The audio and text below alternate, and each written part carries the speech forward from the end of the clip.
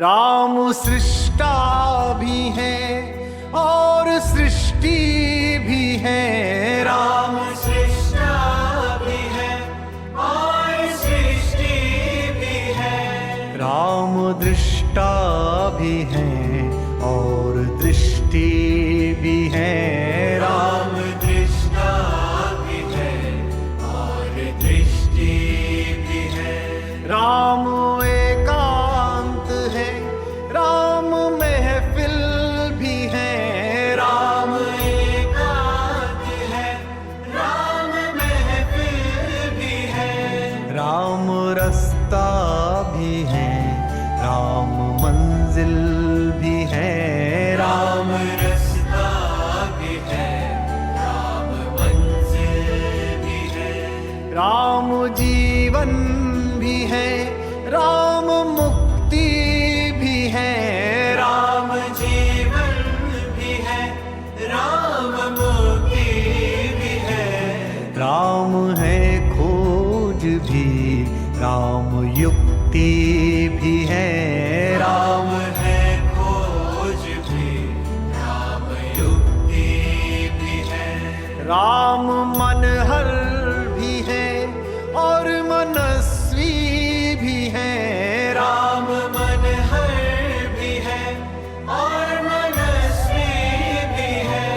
राम राजा भी है और तपस्वी भी है। राम राजा भी है और तपस्वी भी है।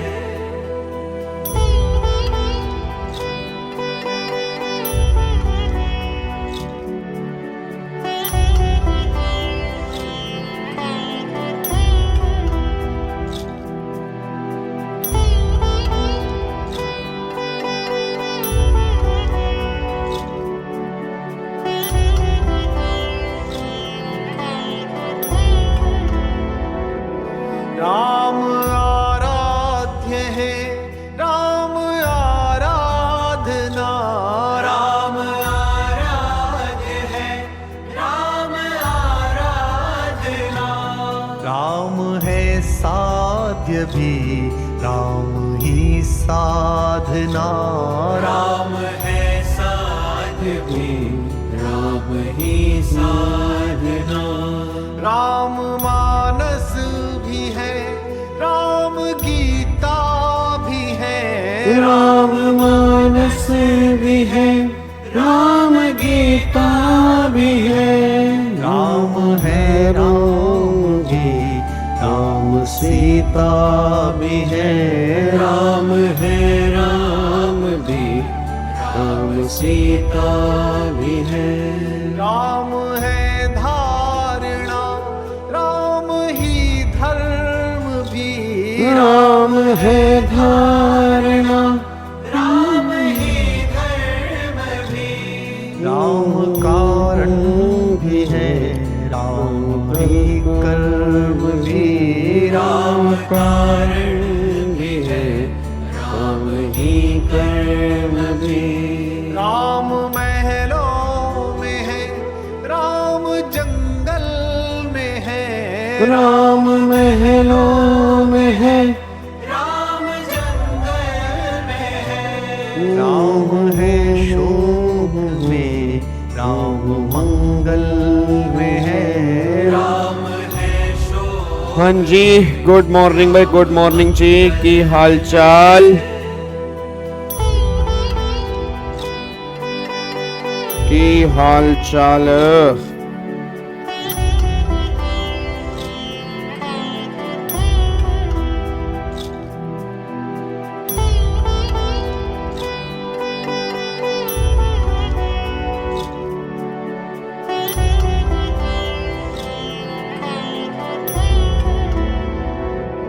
राम हर युग में है, राम हर पल में है। राम हर युग में है, राम हर पल में है।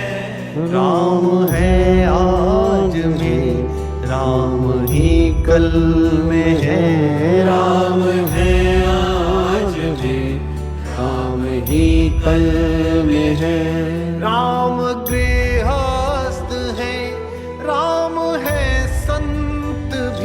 राम है हस्त है, राम है संत भी, राम आरंभ भी, राम है अंत भी, राम आरंभ भी, राम है अंत भी।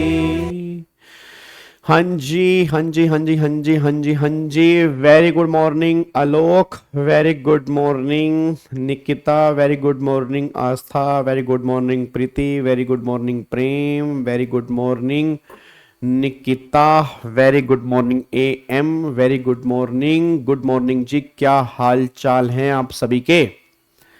कहाँ से लाते हो इतने अच्छे भजन? सब YouTube पर मिलता है, वो डिपेंड करता है कि तुम सर्च क्या करते हो। अब तुम सर्च करोगे तेरी आखा कायो काजल, बड़े हरी हायल, तू पैर पैर में हर के, मेरा दिल धड़काए बादल, और तन पन याद तेरी सुरतावेगी, लॉलीपॉप लागी लू कमरिया अब तुम ये सर्च करोगे तो मेरे बच्चे फिर वो यही दिखाएगा। अब अगर तुम भजन सर्च करोगे तो भजन दिखाएगा, ठीक है।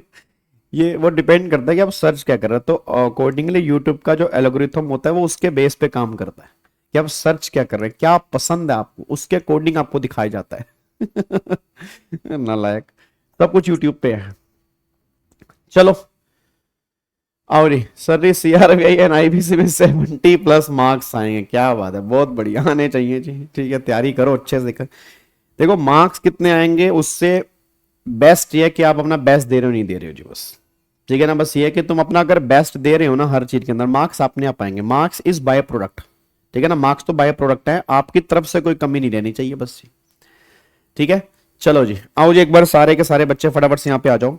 अब आज हमें ना मॉड्यूल में ये चैप्टर खत्म कर देना चाहिए, ठीक है ना। आज हम मॉड्यूल का ये चैप्टर हम फिनिश कर देंगे फटाफट से, ठीक है। ये चैप्टर हमारा खत्म हो जाएगा, उसके बाद फिर हम नया चैप्टर स्टार्ट करेंगे मॉड्यूल के बेस पे, ठीक है। तो फिर फाइनली मॉड्यूल के बेस पे 2 चैप्टर हमारे यहाँ पे खत्म हो जाएंगे। इसके बाद तीसरा चैप्टर जो है, नेक्स्ट चैप्टर जो होगा IBC का, वो हम स्टार्ट करेंगे, ठीक है।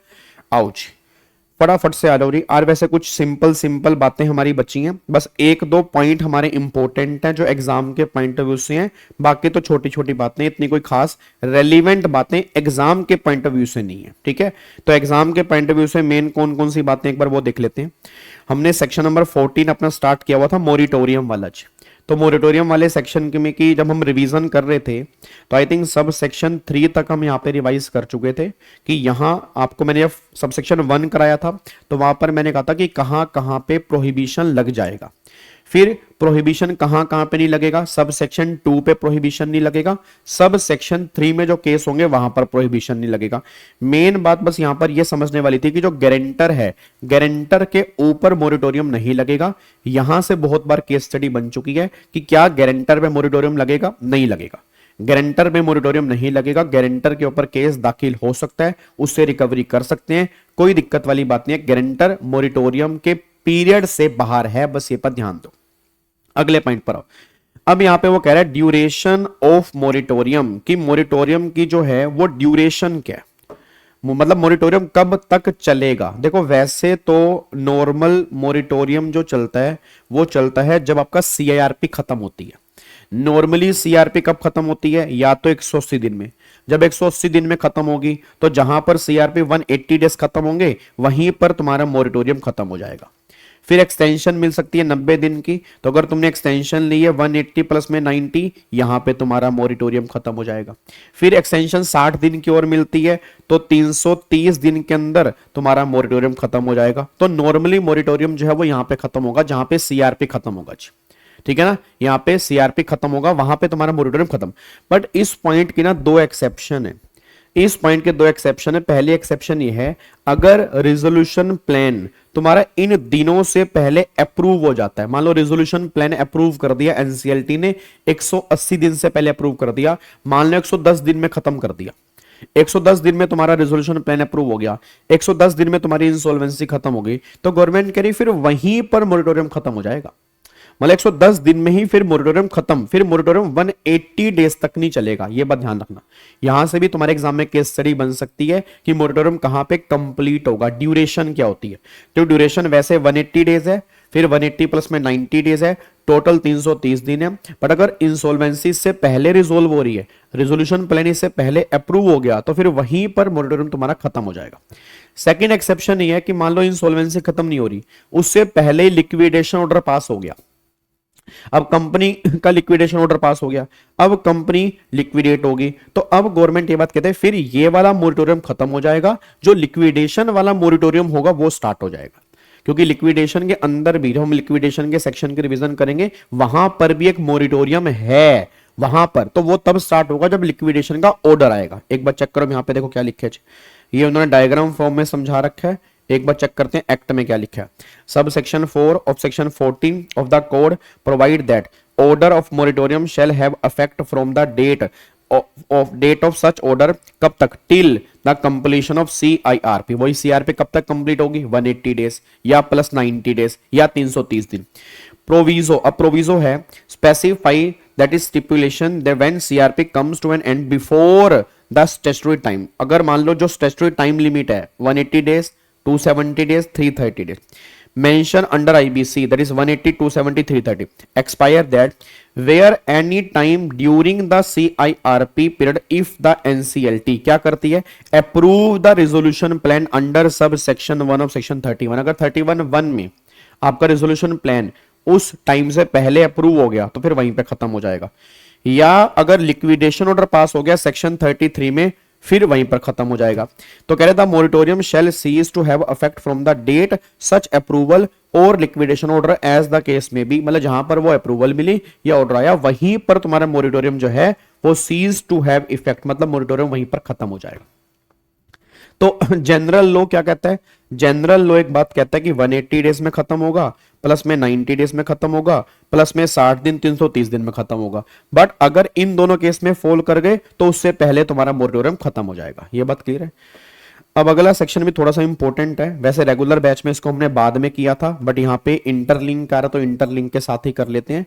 याद करो हमने रेगुलर बैच के अंदर भी पेनल्टी वाले सेक्शन डिस्कस किए थे कि कई बार मोरिटोरियम में आपने मोरिटोरियम में डिफॉल्ट कर दिया, मान लो जो जो चीजें प्रोहिबिट हैं वो चीजें आपने कर दी, तो गवर्नमेंट फिर पेनल्टी भी आपके ऊपर एप्लीकेबल करेगी अगर आपने मोरिटोरियम को फॉलो नहीं किया। देखो क्या लिखा है, section 74(1) and 74(2) of the code provide punishment for contravention of moratorium as follows. पहला कह रहे हैं the corporate debtor or any of its officer, मतलब या तो कंपनी खुद, मतलब कॉर्पोरेट डेटर, या कंपनी का कोई भी ऑफिसर, क्या, any such officer who knowingly और विलफुली कमिटेड और ऑथराइज और परमिट सच कॉन्ट्रावेंशन। आपने कोई, या तो आपको पता था कोई कॉन्ट्रावेंशन हो रहा है, या आप उसमें इन्वॉल्व थे, या आपने उसको ऑथराइज किया था, तो इम्प्रिजनमेंट, जेल होगी, खोपचे में जाओगे, मिनिमम 3 साल। भाई जब 3 साल की कम से कम जेल है, 5 साल तक जेल हो सकती है। उसके बाद 1 लाख से लेकर यहां पर फिर गवर्नमेंट कह रही है मैक्सिमम 3 लाख रुपीस का फाइन लगेगा, और ये दोनों भी एप्लीकेबल हो सकते हैं अगर आपने बहुत बड़ा कोई डिफॉल्ट किया मोरिटोरियम के पीरियड के अंदर। उसके बाद 72 कहता है एनी क्रेडिटर, अब ये बात कर रहे हैं क्रेडिटर की, ऊपर बात हो रही थी डेटर की, अगर डेटर या उसके ऑफिसर ने कोई डिफॉल्ट किया होगा तो वहां पर उसकी बात हो रही है, यहां पर बात हो रही है क्रेडिटर की। Any person who knowingly and wilfully authorise or permitted such contravention by creditor, तो वही सेम यहां पे 1 साल से 5 साल, मतलब कम से कम 1 साल की सजा, वहां पे 3 साल की थी, यहां पे कम से कम 1 साल की है।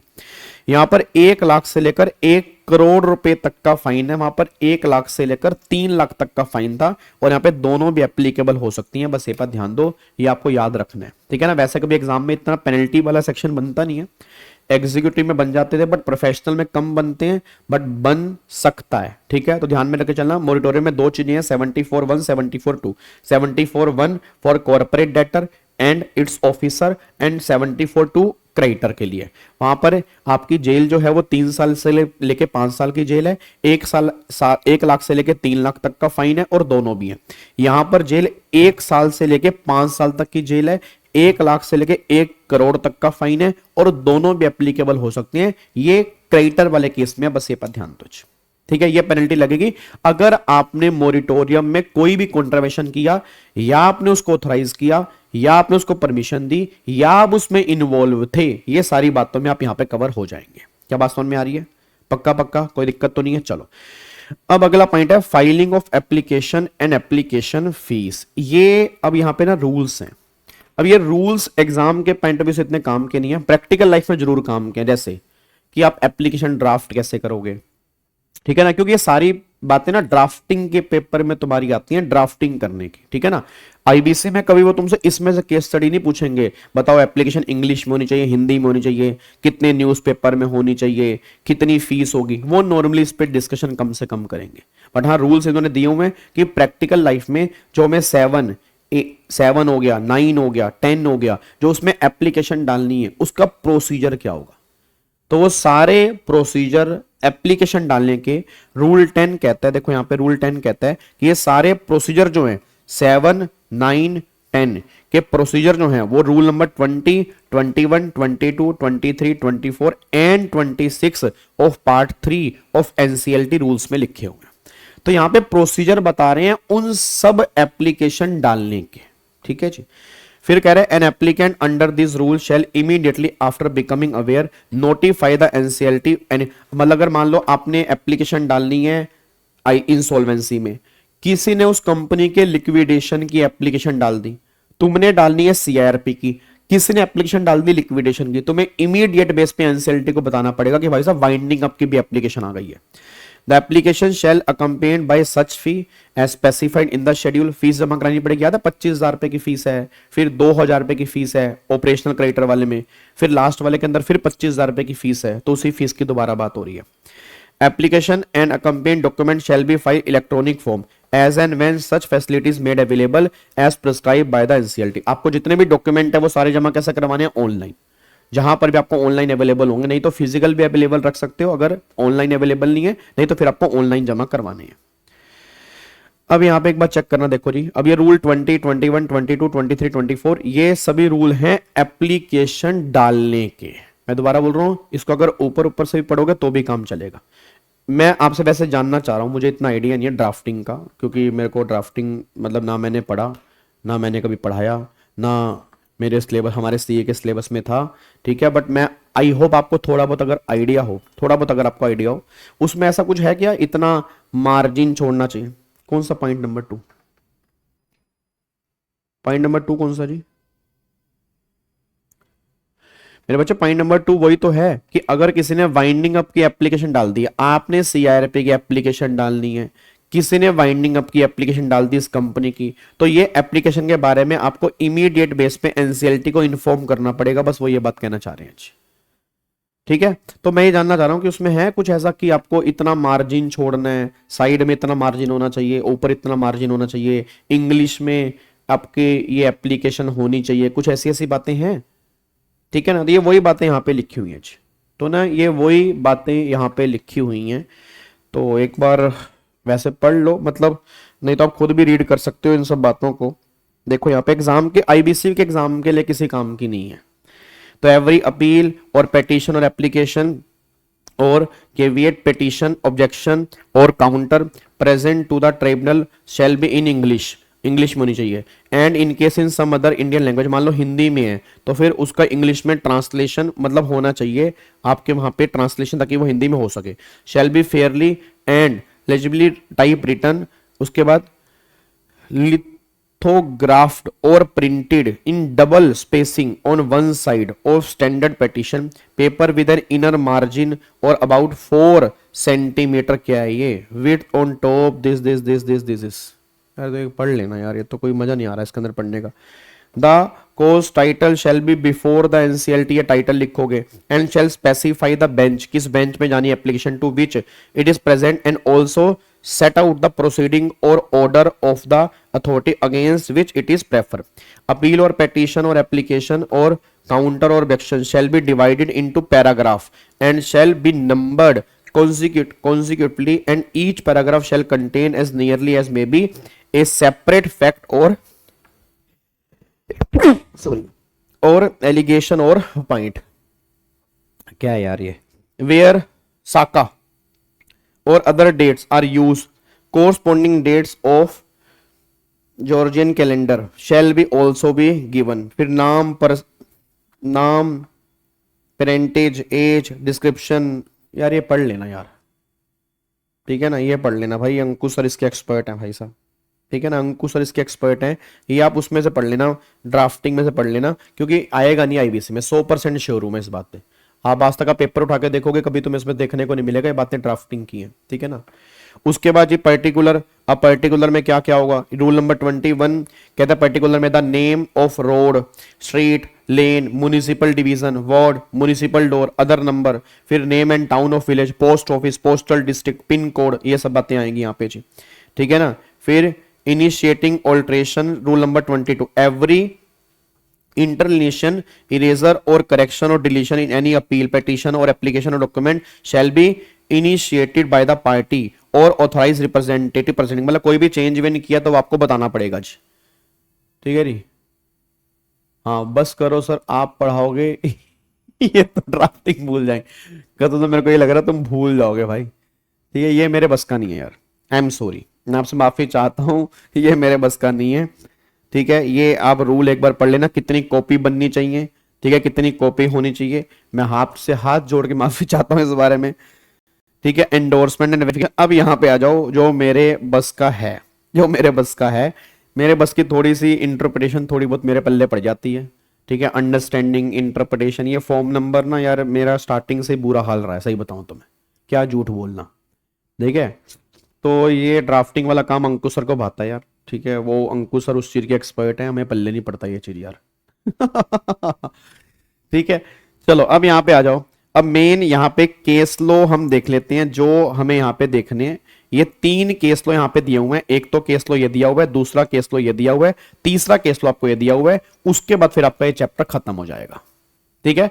फिर हम नए चैप्टर के ऊपर आएंगे। अभी ध्यान रखना, अभी 2 चैप्टर हमारे खत्म हुए हैं मॉड्यूल में से, और मैंने पूरी कोशिश की है कि मॉड्यूल में से तुम्हें कुछ छुड़वाऊं ना, ताकि तुम्हें यह टेंशन खत्म हो जाए यार, हाई आईबीसी का मॉड्यूल रह गया, उसमें कुछ था तो नहीं अलग से। जितने भी केस लो तुम्हारे मॉड्यूल में मैं तुम्हें साथ साथ करा रहा हूं, और इवन अपनी तरफ से बहुत सारी केस स्टडी बना के भी तुम्हें दे रहा हूं, ताकि तुम्हें प्रैक्टिस होती रहे, ठीक है ना। तो मॉड्यूल में से हम कोशिश करेंगे कुछ छोड़ेंगे नहीं, ठीक है। अब एक बार यहां पे आना, इधर देखो ध्यान से। अब यहाँ पे 3 केस लो यहाँ पे दिए हुए हैं, अब 3 केस लो क्या दिए हुए हैं पहले वो देखते हैं। पहला केस तो यहाँ पे दिया हुआ है, that is NCLT, Chennai bench का है, in a significant ruling in the matter of that is Neeraj वदा के धातु पोल versus Sunstar hotel and estate private limited, ठीक है जी। ये जजमेंट आई हुई है सन 2022 की जी, ये जजमेंट सन 2022 की है। अब सुनो ध्यान से, अब ये जजमेंट में है क्या जी, ये जजमेंट में है क्या, बैकग्राउंड पहले समझो, जजमेंट का बैकग्राउंड क्या था, इसको सिंपली भाषा मैंने यहां पे लिखा है। बैकग्राउंड ये था, financial creditor file section 7 application under the ABC against Sunstar hotels and estate private limited that is corporate debtor to start CRP. उसने सीआरपी की एप्लीकेशन डाल दी सीआरपी स्टार्ट करने के लिए फाइनेंशियल क्रेडिटर ने, ठीक है। एक ग्रुप ऑफ शेयर होल्डर, अब उस कंपनी के शेयर होल्डर का group including foreign portfolio investor objected to this CRP before the NCLT after it was admitted by NCLT। NCLT ने एडमिट कर ली, उन्होंने NCLT को बोल दिया, उन्होंने ऑब्जेक्शन रेज कर दी कि भैया ये एप्लीकेशन जो है वो गलत एडमिट की है, ये एडमिट होनी नहीं चाहिए, हम अपोज कर रहे हैं इसको। किसने अपोज किया? शेयर होल्डर के ग्रुप्स ने। They argue that they should be allowed to oppose or settle the debt on behalf of company to stop insolvency proceeding। वाह, काश हमारे लिए भी कोई ऐसे खड़े होता।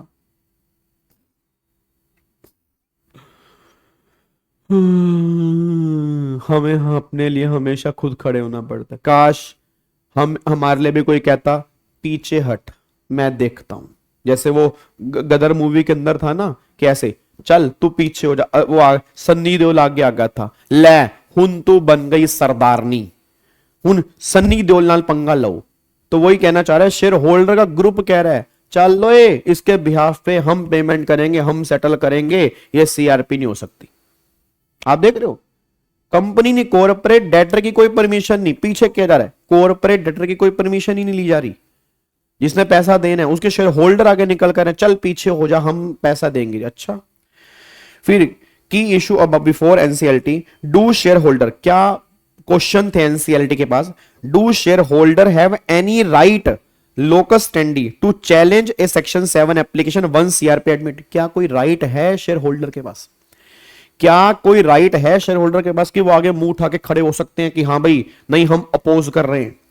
कैन शेयर होल्डर और third party pay off the date of financial creditor to prevent CRP even without the corporate debtor consent? क्या ये ऐसा हो सकता है कि उसकी परमिशन के बिना कोई थर्ड पार्टी आके बोल दे इंक्लूडिंग शेयर होल्डर कि हम इसका पैसा देंगे? एनसीएलटी की फाइंडिंग क्या क्या वो सुनो ध्यान से। फाइंडिंग क्या क्या कह रहा है? No locus for share holder after CRP admission. कोई ऐसे कोई पावर वावर नहीं है, कोई अपोज नहीं कर सकते। Once the NCLT admit section 7 application CRP begin, CRP start हो जाएगी। From that point only the insolvency resolution professional IRP manage the company. Share holder lose the share holder, मैंने कहा था ना share holder, board of director, partner, चलो निकलो यहां से। Therefore, shareholder have no right to challenge or oppose the CRP. Allowing them to interfere would defeat the very purpose of IBC, as any shareholder could block a valid insolvency case. Obvious सी बात, अगर ये power दे देंगे तो कोई भी share holder मुंह उठा के आ जाएगा कि इंसॉल्वेंसी खत्म करो। ऐसा नहीं होता भाई। अगर एक बार एनसीएलटी ने एडमिट कर दी है तो सारा कंट्रोल आईआरपी के पास है, आईआरपी के पास है। वो चेक करेंगे कंपनी को मैनेज कैसे करना है, तुम यहां पे कुछ नहीं करोगे। लोग स्टैंडी का मतलब ये होता है कि पावर नहीं है, मतलब मना करना, रिजेक्ट करना, उसको ये बोलते हैं। ठीक है जी। अब अगले पॉइंट पर आओ। Share holder can not pay debt to escape CRP. The NCLT held that there is no provision in IBC allowing a third party like share holder और investor to settle the financial creditor claim on behalf of corporate debtor, specially without the company और creditor consent. जान ना पहचान, तू मेरा मेहमान है। Such settlement can not be force through appeal under section 61 of IBC. ये नहीं कि आप अपील कर दो कि हम इसके सेटलमेंट करने को तैयार हैं, ऐसा कुछ नहीं होगा। Share holder is equal to investor, not aggrieved person. A share holder is merely an investor which limited ownership equal to the value of their share. As such they can not file appeal against the admission of CRP. However share holder may file their own claim before the RP like any. Obvious सी बात है, वो तो claim जमा कराएंगे अपना कि हमने इतने पैसे लेने हैं भाई। सिंपल सी बात है, उनके पास कोई पावर थोड़ा कि वो अपील करने चले जाएंगे। ठीक है ना, वो सिर्फ सिंगल एग्रीड पर्सन थोड़ा है, वो प्रशांत थोड़ा। प्रशांत तो फॉर एग्जांपल कॉर्पोरेट डेटर है, वो कंपनी है, कंपनी अपील कर रही, बात समझ में आ रही है। उसके शेयर होल्डर अपील कर रहे। मैंने टाटा मोटर के 200 शेयर लिए हुए हैं, मैं अपील करने भाग गया। मेरे जैसे कितने शेयर होल्डर होंगे, तो मैं खाली एग्रीड पर्सन थोड़ा हूं। टाटा मोटर्स के अगेंस्ट अगर केस चला तो टाटा मोटर्स अपील करे, तो बात समझ में आ रही है। Reliance on earlier judgment the NCLT rely, अच्छा रिलायंस का मतलब वो रिलायंस नहीं, ध्यान रखना। NCLT relied on earlier ruling in Anant Kazera versus Eknath Ahar where it was held that an investor cannot be treated as an aggrieved person merely because CRP has been initiated against the company. तो once the CRP start, control shift to creditors and IRP not to shareholder. Shareholder cannot block, modify, settle an insolvency case to save their company. They can only submit claim and participate through the resolution process like other stakeholder. वो इतनी सी बात कहना चाह रहे हैं जी। सोच रहा हूं रिलायंस सीआरपी में जाए। इन गाबा सर बोले मैं पैसे देता हूं।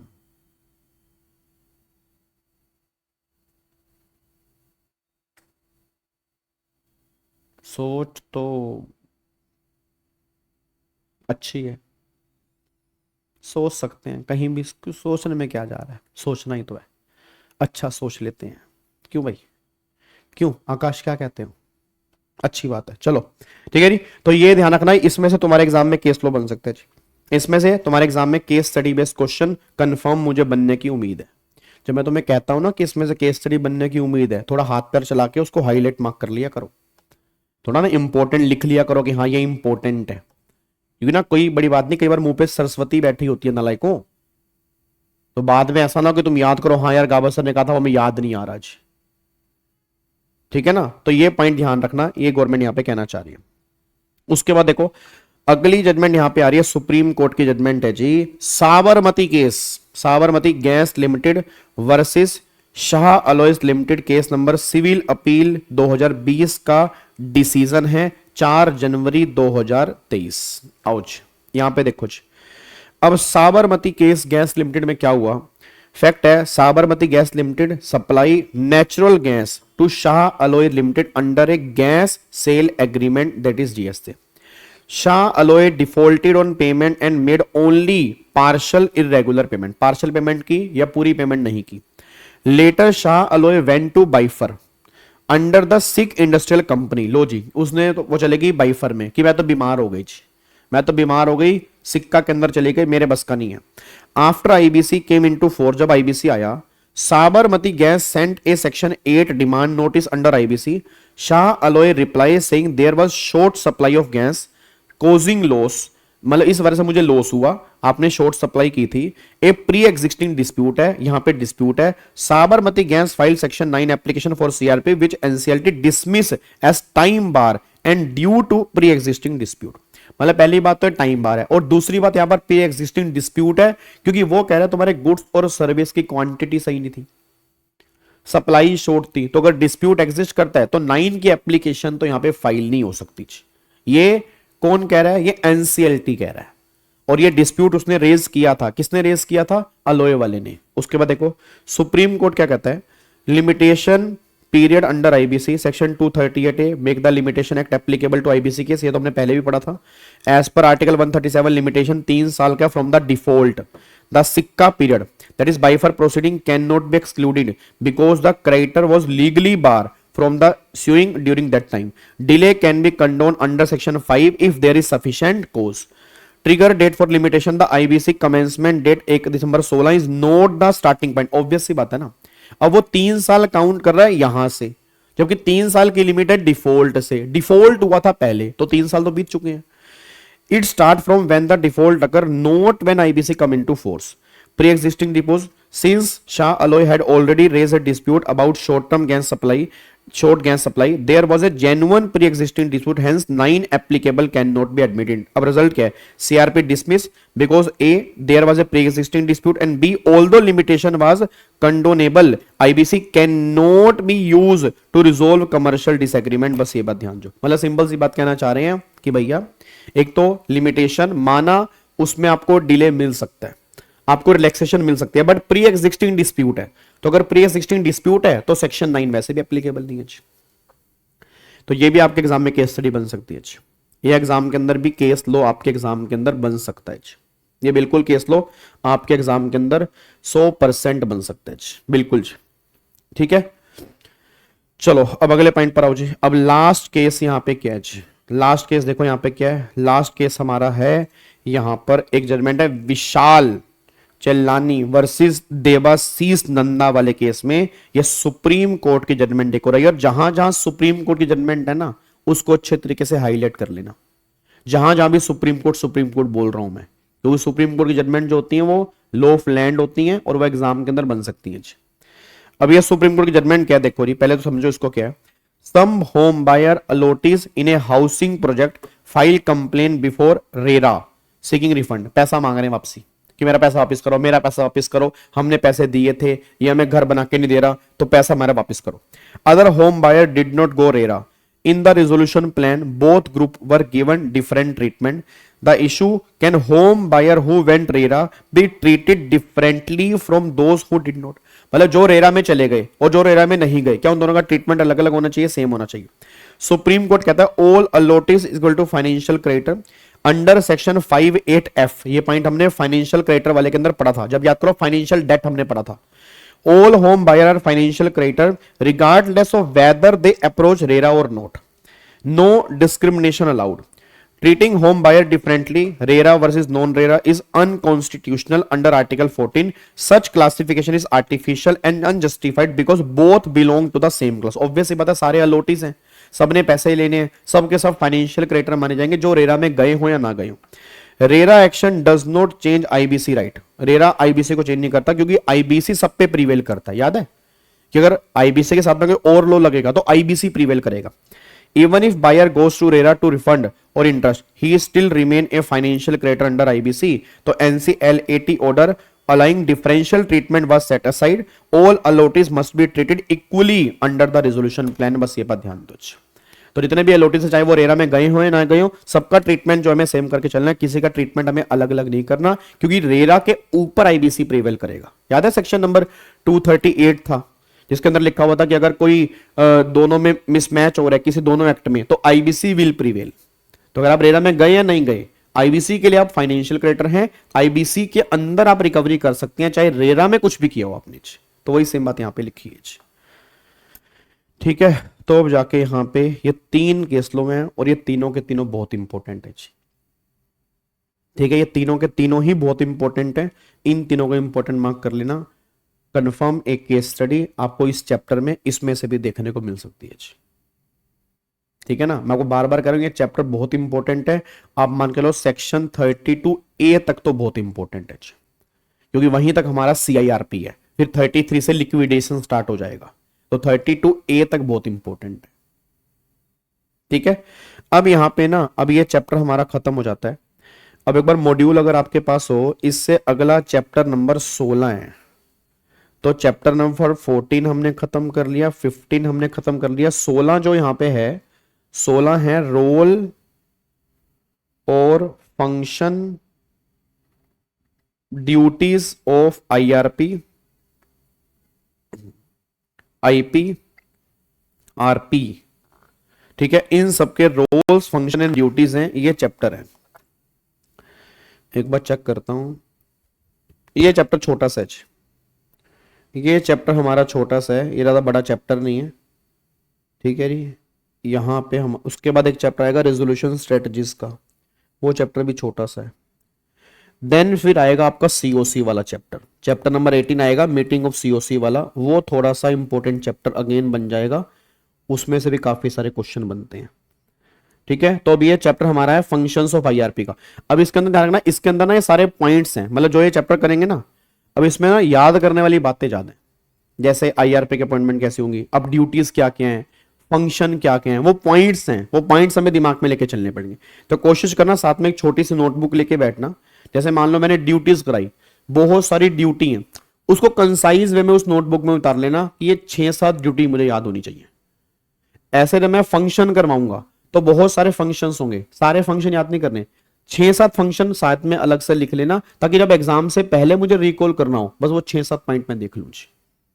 आप समझ पा रहे हो? तो मतलब कहना क्या चाह रहा हूं, इसमें पॉइंट्स याद करने वाले होंगे इस चैप्टर के अंदर।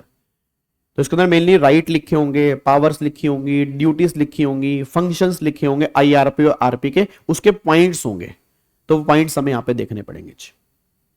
ठीक है, अच्छा संडे को सुनो ध्यान से, संडे को आपका टेस्ट मान लो, मतलब ये टेस्ट मान लो या कैसे ही मान लो, वो आपकी ऑनेस्टी के ऊपर है। आपको मैं कोशिश करूंगा क्वेश्चंस दूंगा केस स्टडी बेस, आपके जो पास्ट ईयर क्वेश्चंस हैं वो आप खुद करके देखना, लिख के देखना, ट्राई करना कि वो क्वेश्चंस आपसे हो रहे या नहीं हो रहे, जितना अभी तक हमने IBC रिवाइज किया उसके बेस पे। ठीक है ना, जितना अभी तक हमने IBC रिवाइज किया उसके बेस पे। अब एक बार ना होमवर्क लिख लो कल की क्लास का, कल का एक बार होमवर्क लिखना, आप होमवर्क लिखो,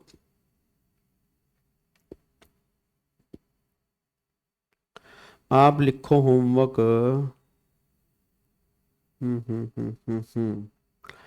चैप्टर नंबर 16 जो मॉड्यूल में है, चैप्टर नंबर 16 जो मॉड्यूल में है,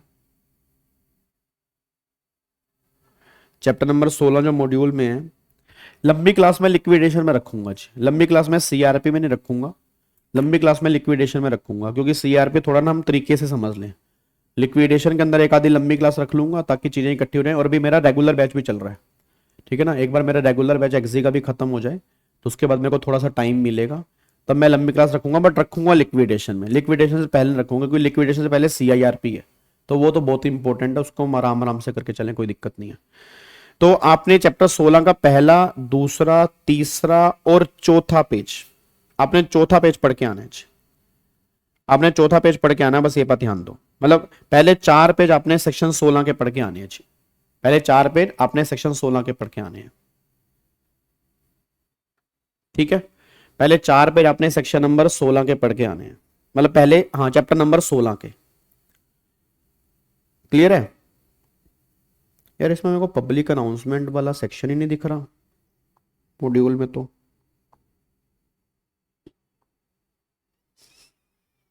पब्लिक अनाउंसमेंट वाला सेक्शन कहाँ है यार? आपने देखा किस चैप्टर में है पब्लिक अनाउंसमेंट? सेक्शन नंबर 15 मेरे को दिख ही नहीं रहा।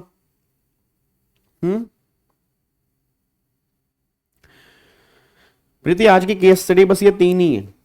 ये 3 जो मैंने आपको 3 केस लो कराए हैं ना, यही केस स्टडी बेस है, बस इन्हीं में से क्वेश्चन बनेगा ये 3। तो आज खास ना कुछ था नहीं, इन्हीं 3 केस लो में से क्वेश्चन बनेगा। अगर हो सकेगा तो मैं इन 3 केस लो में से 2-3 क्वेश्चन बना के ग्रुप में डाल दूंगा आपके। एक बार चेक करना है पब्लिक अनाउंसमेंट वाला सेक्शन कहाँ है यार, मेरे को दिख ही नहीं रहा पब्लिक अनाउंसमेंट वाला, है ही नहीं। हाँ सेक्शन 15 कहाँ है ग्रुप, मेरे को तो मॉड्यूल में नहीं दिख रहा।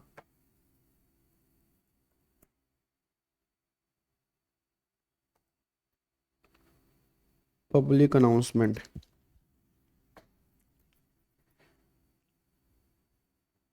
है कहीं दिखा तुम्हें? अच्छा आईबीसी के मॉड्यूल में है, तो मतलब सीआर के मॉड्यूल में नहीं है, तो मतलब क्या सीआरवीआई के अंदर सेक्शन 15 नहीं है? नहीं आईबीसी में तो होगा, मैं इसकी बात कर रहा हूं। मतलब क्या सीआरवीआई के मॉड्यूल में फिर पब्लिक अनाउंसमेंट वाला नहीं है सेक्शन? ऐसा होना तो नहीं चाहिए यार।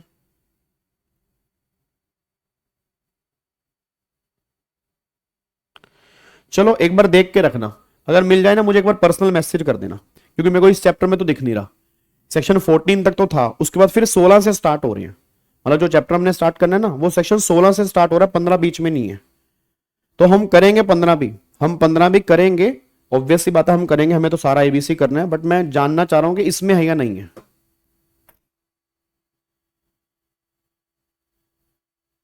चैप्टर 16 में नहीं है, चैप्टर 16 में है ही नहीं। चैप्टर 16 में स्टार्टिंग हो रही है 16 से, 15 है ही नहीं जी। चलो तो मैं 15 करा के चलूंगा जी, ठीक है ना, मैं 15 करा के चलूंगा, क्योंकि हमें इलेक्टिव वाला आईबीसी भी साथ साथ करना है ना, तो मैं भी सीआर वाले के अंदर नहीं होगा शायद, पता नहीं। ठीक है चलो तो फिर बाकी कल मिलेंगे जी। Thank you so much, God bless you, love you all. आज बहुत छोटी सी क्लास है, एंजॉय करो, कल मिलते हैं सेम टाइम पर 9:30 बजे। Bye bye, thank you so much, जय हिंद, God bless you, love you all, bye bye.